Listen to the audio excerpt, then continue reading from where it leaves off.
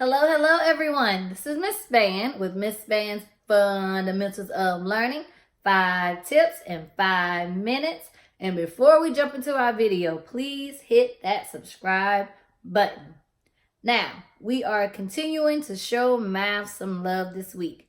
And I want to share with you one of my favorite math tools, and it's called a tens frame. So how you would make the frame is pretty much to draw a rectangle, and you're going to break that rectangle into 10 parts, into 10 boxes for your son or daughter to fill in as they're practicing math. Now, I'm going to start by showing you how to use it with a addition sentence, a simple addition sentence that maybe a pre-K through first grader could practice. And it's going to be 1 plus 3. Now, in the early stages, you can fill it in for them, and as they get more comfortable, they can fill it in on their own. So they would start by filling in the box for this first number, 1. And since we're adding, we're going to fill in 3 more boxes. 1, 2, 3. All together, how many boxes are filled in? 1, 2, 3, 4. So my sum is 4. Now, if we're subtracting, if I did 4 minus 2, of course, I have 4 already, and then I'm going to subtract 2. 1, 2. How many do I have left? My difference is 2. Okay, so that's the way that we can use this tens frame to add as well as subtract. Now, another thing that you can use the tens frame for, and that I loved to use it for when I was in the classroom, is to find the missing number. So let's say your son or daughter brings home a number sentence and it says 3 plus what equals 10. You can fill in 3 boxes. And then you say, okay, how many boxes are not filled in? 1, 2, 3, 4, 5, 6, 7.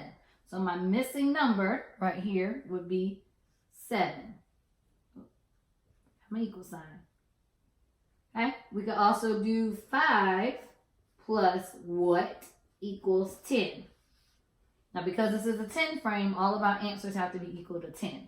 So I would fill in 5. 1, 2, 3, 4, 5. How many are missing? 1, 2, 3, 4, 5. So I know that 5 plus 5 is equal to 10. Okay, so that's a way that you can help them find those missing numbers when their sum is equal to 10. And we can also do it for 20. You just have to draw another tens frame. Okay, so we can say 14 plus what is 20? 13 plus what equals 20? 15 plus what equals 20. Okay, so you can do it for 10. You can also do it for 20. You just have to draw another tens frame. Now, another cool thing that you can do with your tens frames is to ask them how many do you see. So you can either draw inside of the tens frame and ask them how many circles are there. So if I wanted my son or daughter to tell me, okay, how many squares are filled in, they will say 5. Or you can give them a flashcard. So let's say I gave my son or daughter the flashcard of the number 7. And then you would just have them show you how to fill the box in. Now, the proper way to fill in a tens frame, you always want to make sure that this top row is filled in first before you go to the bottom row. And you want to make sure you're starting here and filling in all these boxes first. And then they move to the bottom row. That's very important when you're using the tens frame, because you don't want their circles to be all over the boxes, because then that can get very confusing.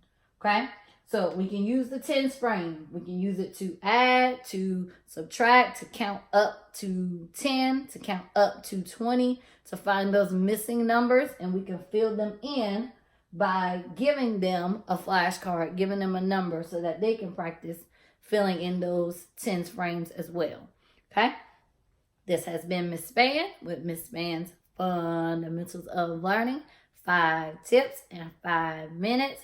please remember to like, comment, and subscribe.